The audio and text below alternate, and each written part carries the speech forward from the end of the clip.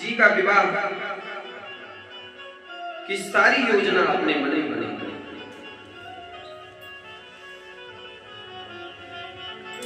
और जाकर वसुदेव जी के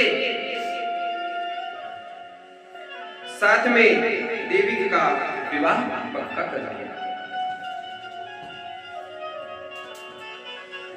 उसके बाद श्री वसुदेव जी बारात लेकर आते हैं और कंस ने बड़ी धूमधाम के साथ अपनी बहन देवकी का विवाह वसुदेव जी के साथ कर दिया। यह सब देखकर समस्त मथुरावासी भावुक हो गए। अरे जिस महाराज कंस को हम बड़ा निर्दयी और बड़ा क्रूर समझते थे, पर वास्तव में महाराज कंस तो बड़े अच्छे थे। अपनी बहन की विदाई समारोह में भी भावुक होकर कितना दूर है। और कंस ने क्या किया? अपनी प्रजाजनों के बीच और अच्छा बनने के लिए और सुंदर बनने के लिए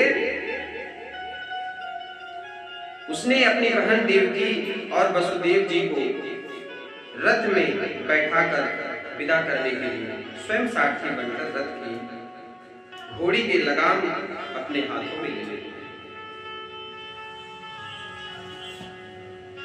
और यह दृश्य देखकर प्रजा और भावुक हो गई।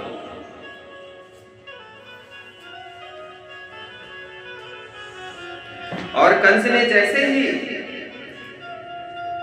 घोड़ों को हाँक कर अपनी बहन देवकी को विदा करने के लिए निकलता है, मतलब घोड़ों को हाँकने ही वाला था, तब तक तुरंत देवताओं ने आकाशवाणी कर दी, स्यास्त्वाम् अष्टमो गर्भो हन्तया वहसे बुधः।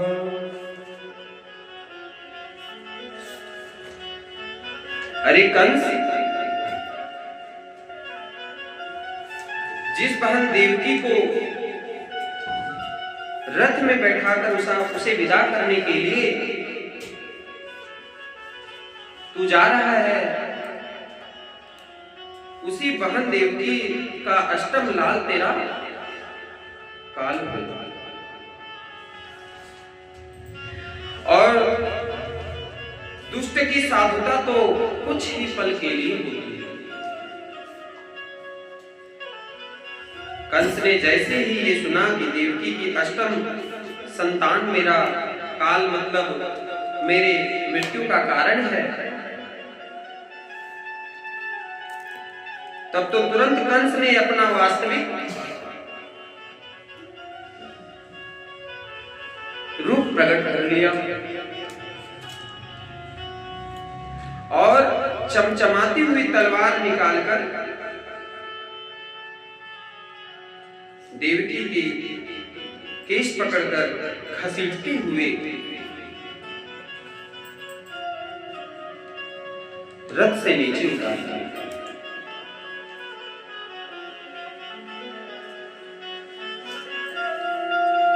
और अपनी चमचमाती हुई तलवार को देवकी की गर्दन पर रखने वाला ही था, तुरंत वसुदेव जी ने कंस का हाथ पकड़कर कंस को समझाया।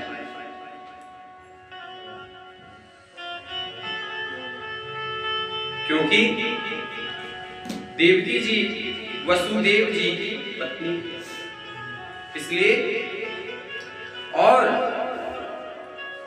अपनी पत्नी का रक्षा करना पति का कर्तव्य बनता है, पति का दायित्व होता है।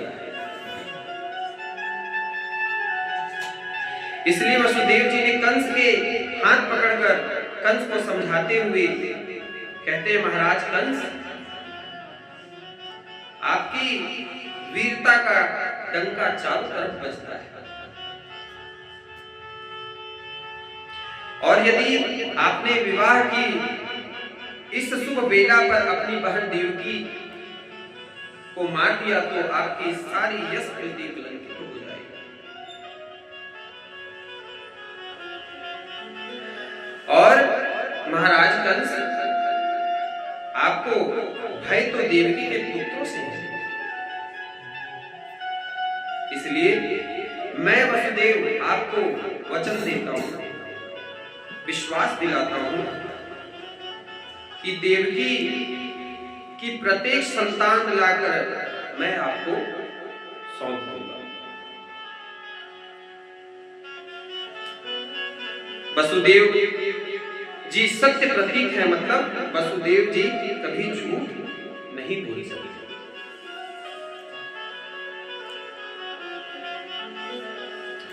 और कंस इस बात को